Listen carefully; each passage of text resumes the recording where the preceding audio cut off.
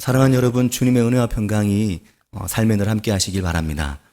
어제 토요일 매일 성경 말씀 묵상 본문이 잠언 26장, 오늘 이 본문이었습니다. 이 본문으로 주일 말씀을 준비해야 할 것 같아서 며칠 전부터 이 본문을 읽었는데 선뜻 마음이 잘 서질 않았습니다. 왜냐하면 본문이 미련한 자에 대해서 이야기를 하고 있어서 주일날 꼭 이렇게 미련한 자 이야기를 해야 되나 싶어서 제 마음이 선뜻 서지가 않았습니다. 그래서 다른 본문으로 말씀을 준비하려고 나름 노력을 했는데 그것도 쉽지가 않았습니다. 그래서 어쩔 수 없이 다시 마음을 다잡고 이 미련한 자에 대해서 이야기하는 잠언 26장 오늘 본문을 묵상하기 시작을 했고, 그러면서 미련한 사람에 대해서 좀 더 깊게 생각하는 시간이 되었습니다. 그러나 잠언 26장의 이 미련한 사람을 어떻게 정의해야 할지, 어디서부터 말씀을 시작해야 할지 여전히 어려운 문제였고, 말씀 준비가 별 진척이 없고 제자리를 계속 맴돌아서 굉장히 곤혹스러운 한 주간을 보냈습니다. 간혹 이렇게 말씀 준비가 어딘가 막혀버리면 그런 날은 이제 굉장히 힘들죠. 그래서 어쩔 수 없이 그러면 잠언이 이 미련한 사람에 대해서 어떻게 말씀하고 있는지 처음부터 다시 한번 보아야 되겠다, 그런 마음이 생겼습니다. 그래서 잠언 1장부터 다시 펼쳤습니다. 앞에 말씀들이 다 기억나면 얼마나 좋겠습니까? 그러나 그렇지 않기 때문에 다시 읽고 살펴보는 수밖에 없었죠. 그러면서 매우 귀중한 것을 발견하게 되어서 그것을 함께 나누려고 합니다. 잠언이 26장까지 온 지금 거의 끝나가는 이 시점에서 다시 잠언을 1장부터 펼쳐보니까 매우 분명하고 확고한 잠언의 목적이 눈에 새롭게 보였습니다. 잠언은 처음부터 사람에게 지혜와 훈계를 알게 하고 명철을 깨닫게 하려고 아예 처음부터 그런 목적을 가지고 쓰여졌다라고 하는 정말 단순한 이 사실이 다시금 눈에 보였습니다. 잠언 1장 2절이 이렇게 말씀합니다. 이는 지혜와 훈계를 알게 하며 명철의 말씀을 깨닫게 하며 라고 말씀합니다. 그리고 1장 4절을 보면 어리석은 자를 슬기롭게 하며 젊은 자에게 지식과 근신함을 주기 위한 것이니 이렇게 말씀하고, 1장 5절에서는 지혜 있는 자는 듣고 학식이 더할 것이요 명철한 자는 지략을 얻을 것이다, 이렇게 말씀을 하고 있습니다. 그러니까 근본적으로 잠언은 사람에게 지혜와 훈계를 알게 하고 명철함을 깨닫게 하기 위해 쓰여진 것이 잠언이다라는 거죠. 그런데 잠언 1장을 잘 보면 지혜 있는 자와 어리석은 자, 즉 미련한 자가 구분이 확연히 되고 이 둘에 대한 잠언의 접근이 굉장히 다릅니다. 지혜 있는 자들은 이 지혜의 말씀을 듣고 마음에 새기고 그 말씀을 입술에 두며 더욱더 지혜롭게 되어가지만, 미련한 자는 지혜와 훈계를 멸시하는 경향이 있다, 이렇게 말씀을 하는 거죠. 이것을 1장 7절이 말하기를 여호와를 경외하는 것이 지식의 근본이거늘 미련한 자는 지혜와 훈계를 멸시하느니라, 그렇게 말씀합니다. 여호와를 경외함이 모든 지식의 근본인데 미련한 자들은 지혜와 훈계를 멸시한다라는 겁니다. 그러니까 지혜 있는 자와 지혜 없는 자의 차이, 지혜 있는 자와 미련한 자의 차이, 그것은 지혜와 훈계, 이 지혜의 말씀과 잠언의 말씀들을 어떻게 대하느냐, 이 말씀을 존중하고 사랑하느냐, 아니면 멸시하고 가볍게 여기고 하찮게 여기느냐. 지혜로운 자와 미련한 자는 이 잠언의 지혜의 말씀들을 대하는 방식이 서로 굉장히 다르다. 잠언이 아예 처음부터 이 부분을 구분해서 말씀하면서 잠언 말씀을 시작하고 있다 하는 것입니다. 그리고 잠언은 아예 처음부터 이와 같이 지혜 없는 자들, 미련한 자들을 가까이 하지 마라 라고 말합니다. 왜냐하면 이 미련한 자들은 늘 악인의 길을 사랑하게 되고, 지혜를 구하고 사모하는 자들은 늘 하나님의 사랑과 자비의 길을 향하고 있어서 서로 길이 아예 달라 가까이 하기가 매우 어렵다고 말씀을 하는 겁니다. 잠언 1장 20절 이하에 보면 지혜가 길거리에서 아무리 부르고 광장에서 아무리 소리를 높여도 시끄러운 길목에서도 소리를 지르고 성문 어귀와 성중에서 그 소리를 바라면서 사람들을 부르고 또 부르며 이리 오라, 이리 와서 들어라. 아무리 소리 높여 부르고 또 불러도 어리석은 자들은 귀를 막고 아예 듣지 않는다. 이렇게 말씀을 하고 잠언 1장 22절은 너희 어리석은 자들은 어리석음을 좋아하며 거만한 자들은 거만을 기뻐하며 미련한 자들은 지식을 미워하니 어느 때까지 그렇게 하겠느냐. 도무지 듣지 않고 도무지 귀 기울이지 않기를 언제까지 하겠느냐. 이렇게 말씀을 하는 겁니다. 나의 책망을 듣고 돌이켜라. 보라, 내가 나의 영을 너희에게 부어주며 내 말을 너희에게 보이리라. 1장 23절 말씀이거든요. 내 영을 너희에게 부어주겠다. 내 말을 너희에게 보여주겠다. 내게로 오고 내게로 돌이켜 들어라. 들어라. 들어라. 말씀하시는 거죠. 그런데도 어리석은 자들, 미련한 자들은 듣지 않는다라는 겁니다. 재미가 없고 귀가 기울여지지 않고 성문의 소란함이, 길거리의 화려함이, 광장의 어수선함이, 시끄러운 길목은 시끄러워서 들리지 않고 그 말씀이 들려오는 길을 도무지 알지 못하겠다라고 말을 한다는 거죠. 1장 24절에 이렇게 말합니다. 내가 불렀으나 너희가 듣기 싫어하였고 내가 손을 폈으나 돌아보는 자가 없었다라고 말씀을 합니다. 잠언이 꼭 예언서 말씀 같죠. 굉장히 예언서 같습니다. 그냥 지혜서가 아니라 부르고 불러도 대답하지 않고 들으려고 하지 않는다고 속을 태우는 예언자의 목소리로 이 잠언이 들립니다. 내가 내 영을 너희에게 부어주며 내 말을 너희에게 보이리라. 그런데도 이 말씀이 너희에게는 들리지도 보이지도 않느냐라고 말씀을 하고 있는 거죠. 사랑하는 여러분, 기억하시죠? 지난 5월 첫 주일, 벌써 2달이 다 됐습니다. 잠언 1장으로 주일 설교를 하면서 잠언은 오늘 우리 세대를 향한 거룩한 운동이다. 이 잠언을 향한 사랑이 우리에게 운동이 되면 좋겠고 우리에게 이 잠언 운동이 일어나면 좋겠다. 잠언으로 내 삶을 비추고 잠언의 말씀으로 내 인생을 비추며 하나님의 말씀에 거룩한 열망에 사로잡혀서 교회 안에 잠언 운동이 일어나면 좋겠다라고 말씀을 드렸었는데 기억을 하십니까? 잠언의 말씀을 지난 2달 동안 얼마나 가까이 하고 지내셨습니까? 말씀과 가까이 하고 이 말씀을 묵상하고 이 말씀을 듣고 이 말씀에 귀를 기울이고 이 말씀을 얼마나 많이 반복하면서 여러분 가까이에 두고 지내셨습니까? 어떤 분이 이런 이야기를 하시더라고요. 목사님 오늘 3번 들었어요 라고 얘기를 하더라고요. 그래서 저는 원래 제가 설교한 걸 안 들어보거든요. 들으면 괴로워서 안 듣습니다. 말투나 여러 가지가. 근데 잠언의 경우에 들어보려고 노력을 했죠. 그래서 몇 번 이렇게 반복해 들어봤습니다. 그러면서 나 스스로 듣는 귀가 없나? 잘 안 들리다가 2번, 3번 이렇게 들어보니까 제 말인데도 제 귀에 그제서 좀 들려오는 경향이 생기더라고요. 어떤 분이 이런 얘기를 하셨습니다.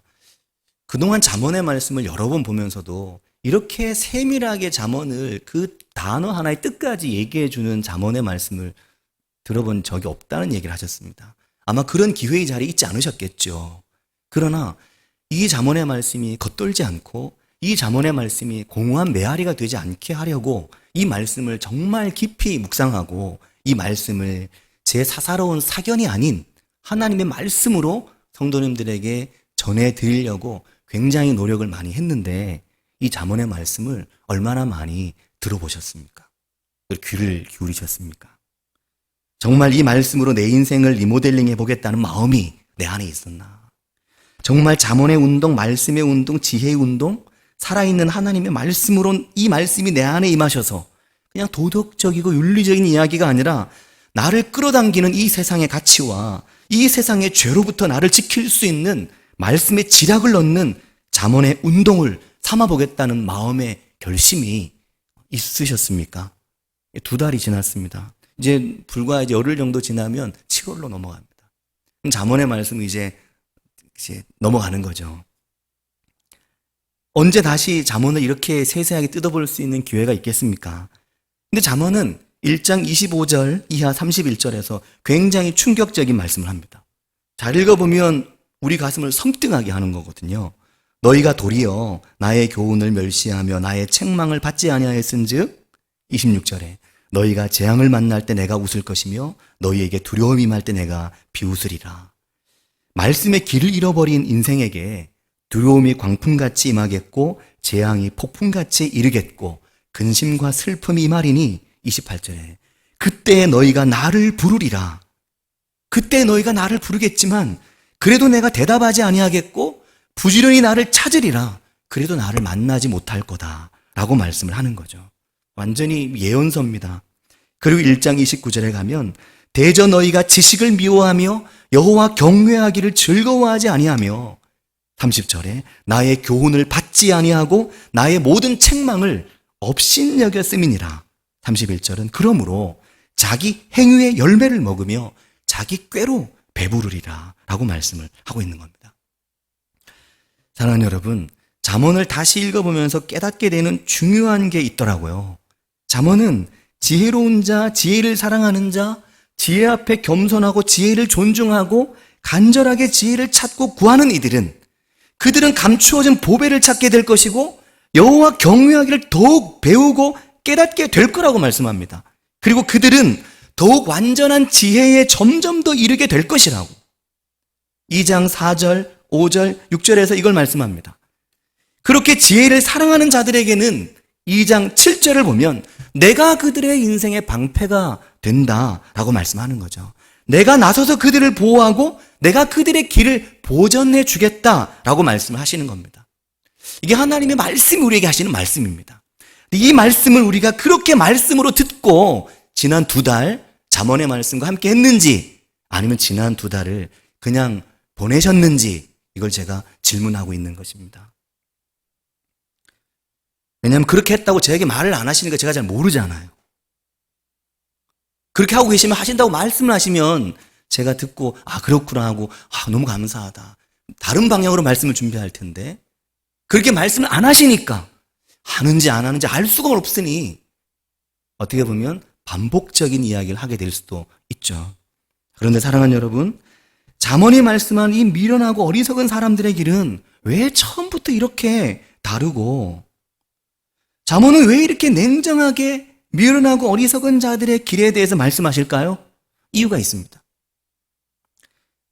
우리가 이 부분을 주목해야 되는데 왜 그런가 하면 먼저는 그들이 하나님의 말씀을 업신여기고 멸시하고 말씀을 받으려 하지 않고 귀를 기울이지 않기 때문이라고 잠언이 말씀하는데 왜 그들이 하나님의 말씀에 귀를 기울이지 않을까요?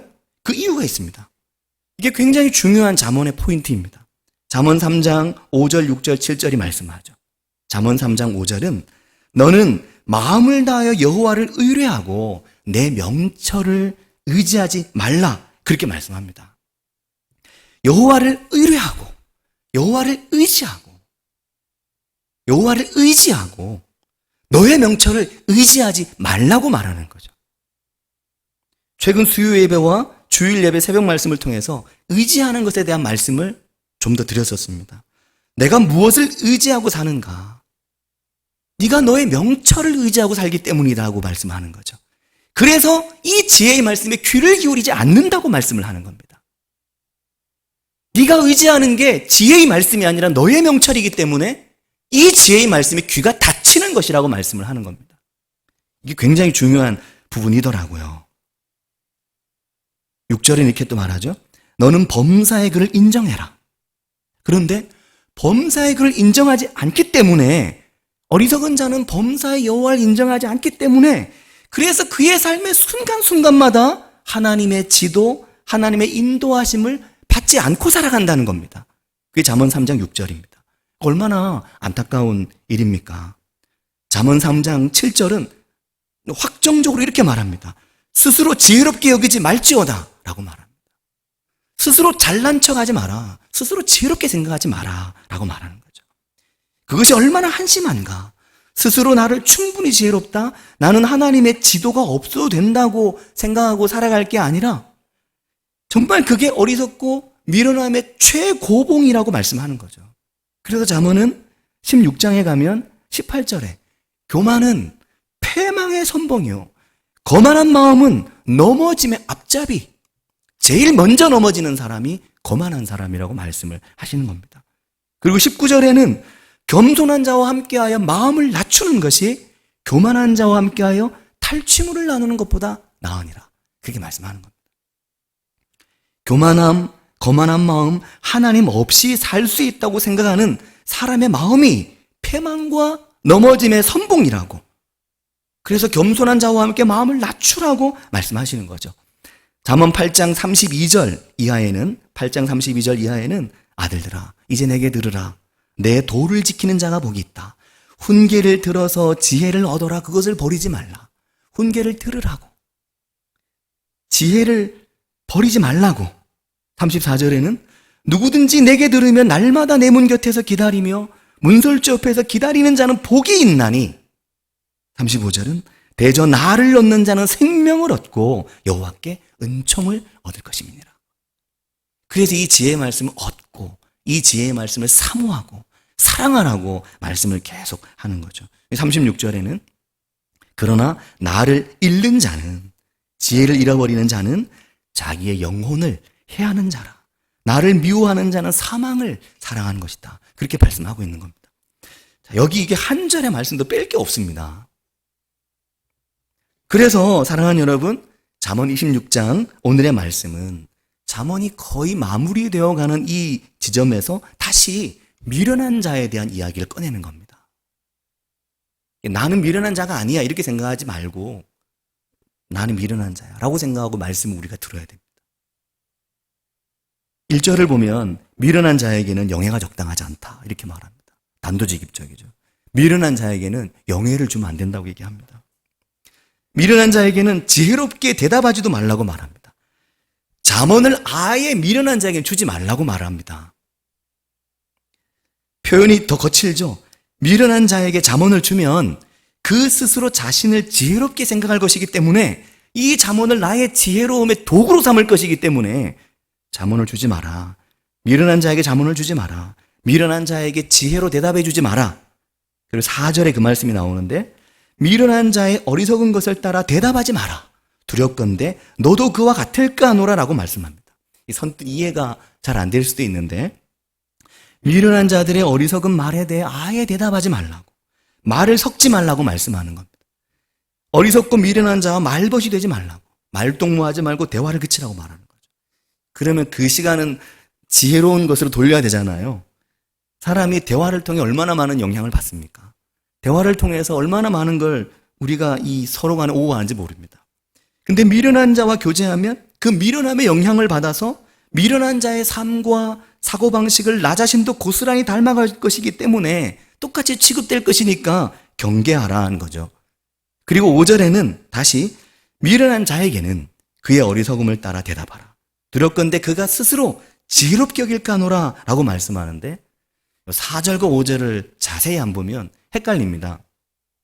4절과 5절의 말씀이 아주 약간 다르게 매우 결정적으로 다릅니다.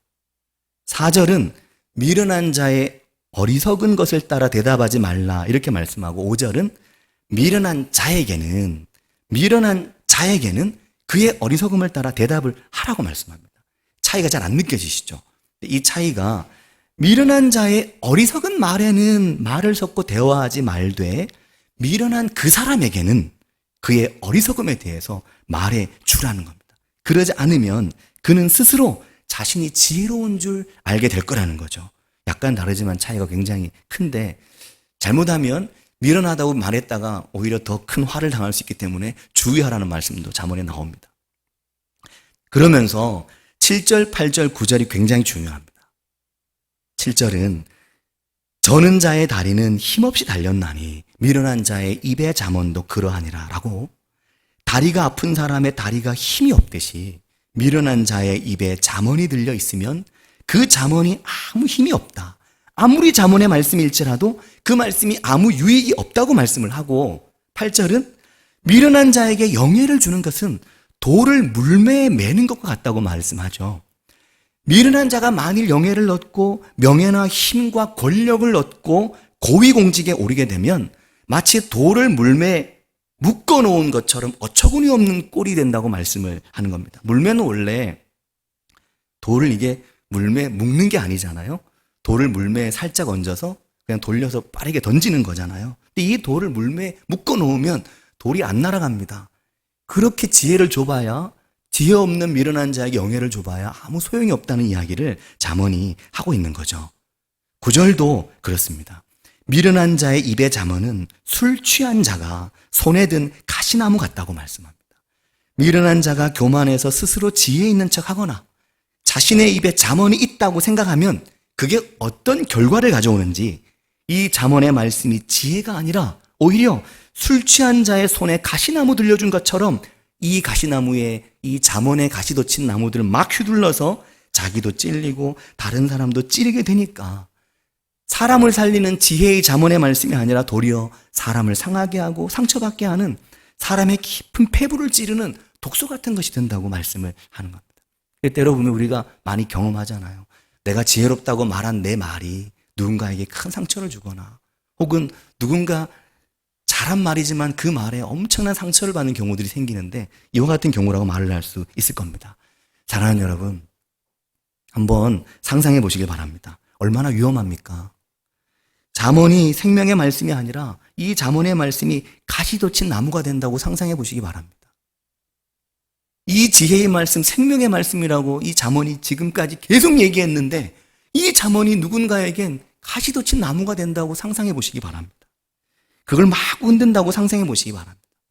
바람이 많이 부는 날, 바람이 휘휘 부는 날 모든 게 다 날아다닙니다. 먼지도 날고 털티끌도 날고 잡동사니의 나뭇가지들이 모든 게 사정없이 막 날아다닙니다. 방향이 없죠. 가시나무도 막 바람에 흔들리며, 심하게 흔들리며 가시나무가 막 날아다닌다고 생각해 보십시오. 옆에 갔다간 다 찔리고 다 다칩니다. 그러면 미련한 자의 입에 가시 돋친 잠언은 이 잠언의 말이 바람 많은 날 흔들리는 것처럼 얼마나 많은 상처를 만들지 모르기 때문에 그에겐 잠언을 주지 말라고 말씀을 하는 거죠. 하나님의 지혜를 얻고 그 지혜를 사랑하는 자가 더 잠언의 사람이 되고 더 잠언의 말씀의 지혜가 있는 사람이 된다는 것을 이 잠언이 말씀을 하고 있는 겁니다. 사랑하는 여러분, 우리의 삶에 매일 바람이 불어옵니다. 매일 바람이 불어오지 않는 인생을 살아가는 사람이 누가 있습니까? 가지 많은 나무 바람 잘 날 없다는 말씀이 있잖아요. 전에는 그 말씀을 전혀 이해하지 못했었는데, 우리 교회 성도님들이 한 수백 명 정도 되시죠? 전화가 오면 걱정돼서 전화 받기가 염려될 때가 있고, 누구를 왜 이런 기도를 하고 있는데 그분이 전화가 오면 혹시 무슨 일이 있나 싶어서 심장부터 쿵쾅거리죠. 목사도 그런데 부모님들이 자식이 팔형제, 팔남매 또는 열남매 이렇게 많으면 그 자녀들이 많아서 바로 바람이 가지가 잔잔할 날이 하루도 없잖아요. 맨날. 그렇게 우리 인생에 계속해서 일이 생기고 새로운 일이 생깁니다. 근데 그때 그나마 우리에게 잠언의 이 지혜의 말씀, 하나님의 지혜와 방패 되신 하나님이라도 계셔야지, 그것조차 없으면 어떠겠는가 하는 거죠. 잠언은 지혜의 말씀, 지혜의 사람들과 가까이 하고 그 지혜의 말씀에 늘 귀를 기울이라고 말합니다. 그러시는 은혜가 있으시길 바랍니다. 그러나 지금까지 잘하셨으면 괜찮은데 혹시나 지난 2달 동안 잠언을 그냥 넘겨버리셨다면 이제 잠언의 기회는 사라졌습니다. 하지만 다시 희망을 가지시길 바랍니다. 7월이 되면 또 새로운 말씀이 다가오시겠죠. 하나님의 기회는 참 많죠? 그러나 그 기회가 많다고 말하기엔 지나가는 말씀의 기회가 너무 아까운 거죠. 잠언 26장 11절에 굉장히 심각하게 말합니다.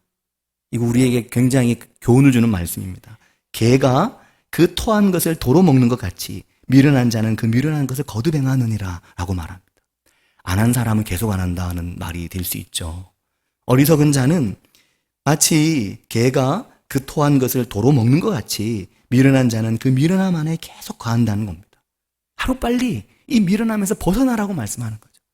그 말씀의 길, 그 지혜의 길로 하루빨리 나오라고 말씀을 하고 있는 것입니다. 이 말씀이 너의 귀에 너의 마음에 들리게 되기를 하나님께서 바라시는 것이죠. 근데 그 미련함에, 그 어리석음에, 그 수렁이 너무 깊어서 그 올무가 너무 단단해서 웬만해서 빠져나오기 어렵다고 말씀하는 겁니다. 잠언은 아예 지혜로운 자들, 미련한 자들 갈라놓고 잠언을 얘기를 시작을 하는 겁니다. 12절은 더 분명하게 말합니다. 네가 스스로 지혜롭게 여기는 자를 보느냐? 라고 묻습니다. 네가 스스로 자기 자신이 지혜롭다고 여기는 자를 보느냐? 이게 26장이 말씀하고자 하는 바입니다. 네가 스스로 지혜롭다고 여기는 자를 보느냐? 이 교만하고 거만한 인생, 하나님의 지혜, 하나님의 명철 없이도 살 수 있다고 생각하고 살아가는, 하나님의 지혜와 명철을 삶에서 찾고 구하지 않는 이 어리석은 인생, 네가 스스로 지혜롭다 여기는 자를 보느냐라고 말하면서 충격적으로 그보다 더 미련한 자에게 오히려 희망이 있다고 말씀을. 정말 미련해서 미련한 사람은 희망이 있지만 스스로 지혜롭다 여기는 자는, 그래서 하나님의 명철이 필요하지 않다고 그 말씀의 길로 가야 함을 알면서도 가지 않는 자는 굉장히 희망 없다고 말씀을 아주 세게 하시는 겁니다. 사랑하는 성도 여러분, 우리가 이 말씀의 지혜로 부지런히 나아갈 수 있는 은혜가 있으시기를 바라고 축복합니다. 하나님의 말씀을 가까이 하고 그 말씀의 골방에서 또 기도의 골방에서 하나님 앞에, 그 임재 앞에 나아감에 부지런해지고, 그러므로 우리의 삶의 자리가 하나님의 은혜, 하나님의 복, 또 우리의 방패 되신 하나님, 그 하나님과 함께하는 은혜가 우리 모두에게 있기를 바라고 축복합니다. 같이 기도하겠습니다. 오늘 말씀이 좀 무겁죠? 저는 전하면서도 너무너무 무겁습니다. 왜냐하면 이 미련함에 대한 이야기를 하는 제가 뭐 기쁘겠습니까? 왜냐하면 성도님들께서 미련하지 않다고 저는 생각하죠. 그러나 미련하지 않게 말씀을 사랑했다고 저한테 얘기를 안 하시니까, 말씀을 잘 묵상하고 계신지, 말씀을 잘 듣고 계신지, 매일 새벽마다 저는 싸웁니다. 말씀을 보내드리면서. 어떤 날은 에이 보내지 말까? 하는 생각이 들 때도 있습니다. 어떤 분이 그러시더라고요. 목사님, 그래도 다 듣고 있어요. 다 보고 있어요. 너무 걱정하지 마시라고. 자꾸 하셔야 된다고, 보내셔야 된다고 그렇게 저한테 얘기를 하지만, 그러나 매일마다 제 마음은 정말 이 지혜의 말씀을 잘 따라오고 계실까 하는 생각을 합니다. 왜냐하면 잠언이 자꾸만 이렇게 얘기를 하니까요. 이렇게 얘기 안 하면은 이게 제 눈에 안 보이면 모르겠는데 자꾸 보이니까요. 말씀을 잘 따라오고 계십니까? 지혜의 말씀, 잠언의 말씀을 사랑하고 계십니까? 이 시간 기도할 때 우리가 하나님의 말씀을 정말 사랑하는 인생으로, 하나님이 그래서 우리 인생의 방패 되시고 우리 삶에 복 되시는 그 은혜가 우리의 인생에 있기를 가출의 한 목소리를 위해서 기도하겠습니다. 하나님 아버지, 은혜와 사랑을 감사합니다. 주님, 저희 인생이 하나님의 말씀을 진심으로 사랑하는 인생이 될 수 있도록 주님 우리를 도우시고 인도해 주시기를 주님 원합니다. 하나님 말씀을 떠나지 아니하는 이 말씀의 길에 거하게 하시고 이 말씀의 길에 머무를 수 있도록 주님 저희를 도우시고 인도해 주시기를 주님 원합니다. 하나님 아버지, 저희가 하나님 말씀을 정말 사랑한다고, 내가 이 말씀을 정말 사랑하고 아끼고 소중히 여긴다고, 주님 내게 이 말씀이 내 삶에 참 존귀하다고, 근데 내가 지혜가 부족해 이 말씀을 충분히 이해하지 못한다고, 그래서 더 말씀을 사랑한다고, 주님 그럴 수 있는 저희들이 되게 해주시기를 주님 원합니다. 하나님 아버지, 미련하고 어리석은 길에 머물게 하지 마시고 지혜의 길로 나아갈 수 있도록 우리의 발걸음을 인도해 주시기를 주님 원합니다. 지혜의 길에 설 수 있도록 우리를 인도해 주시기를 주님 원합니다. 하나님 아버지, 이 생명의 말씀이 저희 인생의 생명이 되고 저희 인생의 양약이 되고 저희 인생을 윤택하게 은혜가 있도록 주님 도우시고 인도해 주시기를 주님 원합니다. 아버지 역사하여 주시옵소서. 주님 기름 부어주시기를 주님 원합니다. 아버지 주님 은혜를 부어주시기를 주님 원합니다. 아버지 주님을 함께 하시기를 주님 원합니다. 아버지 하나님 아버지, 은혜와 사랑을 감사드립니다. 때로는 설교자의 착각이나 담임 목사의 착각이라는 생각이 맞았다면 좋겠다라는 생각이 들 때가 있으리만큼 정말 우리가 하나님의 말씀을 모두 다 사랑하면서 살아갈 수 있으면 참 좋겠다는 생각이 들 때가 주님 있습니다. 주님, 정말 교회 안에 속한 모든 형제와 자매들이, 모든 성도들이 하나님의 말씀을 사랑하며 그 말씀의 길에서 하나님이 주시는 복을 받아 살아가는 장구한 그 복된 길로 걸어가는 저희들이 모두 되게 해주시기를 주님 원합니다. 하나님 아버지, 미련한 자, 어리석은 자, 그 길에서 벗어나지 못한다고 말씀하는 이 잠언의 말씀이 우리의 말이 아니라 이 말씀이 우리와 관계없는 미련하고 어리석은 인생이었으나 하나님을 향해 부지런히 나아가고 있는 하나님 앞에 복된 인생이 저희들이 될 수 있도록 주님 은혜를 더해 주시기를 원합니다. 하나님 아버지, 날마다 저희의 삶에 하나님 나타나시며 하나님 은혜를 더하시며 저희가 날마다 하나님을 사랑하는 믿음의 길로 부지런히 나아가는 저희들 되게 하여 주시옵소서. 예수님의 이름으로 기도합니다. 아멘.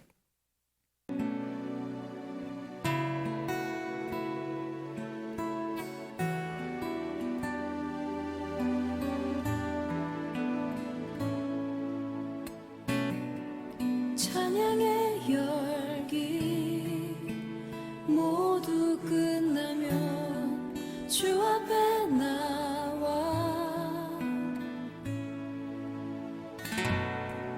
더욱 진실한 예배 드리네. 주님을 향한 노래 이상의 노래 내 맘 깊은 곳에 주께서 원하신 것 화려한 음악보다 뜻없는 열정보다 중심을 원하시죠. 주님께 드릴 마음의 예배 주님을 위한 주님을 향한 노래 중심 잃은 예배 내려놓고 이제 나 돌아와 주님만 예배해요.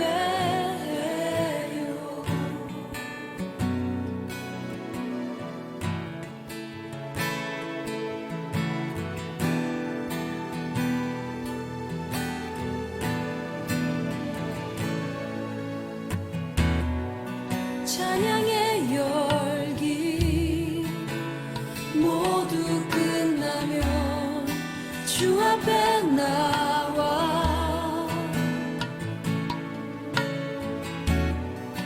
더욱 진실한 예배 드리네. 주님을 향한 노래 이상의 노래 내 맘 깊은 곳에 주께서 원하신 것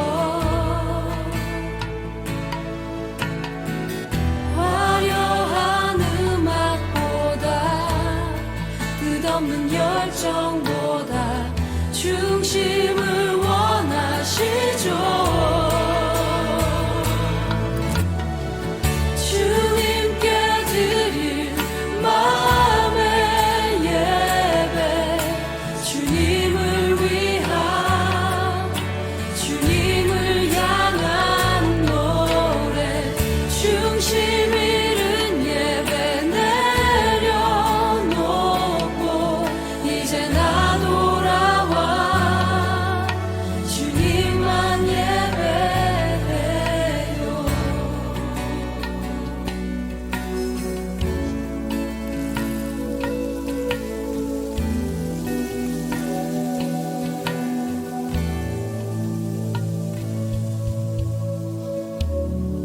찬양의 열기 모두 끝나면 주 앞에 나와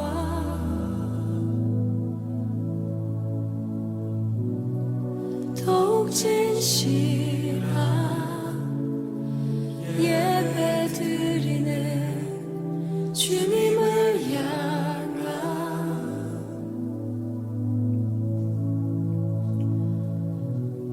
노래 이상의 노래 내 맘 깊은 곳에 주께서 원하신 것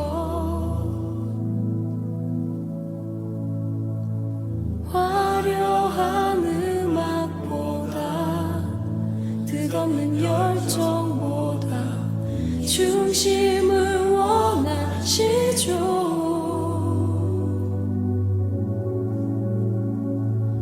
주님께 드릴 마음의 예배 주님을 위한 주님을 향한 노래 중심 잃은 예배 내려놓고 이제 나 돌아와 주님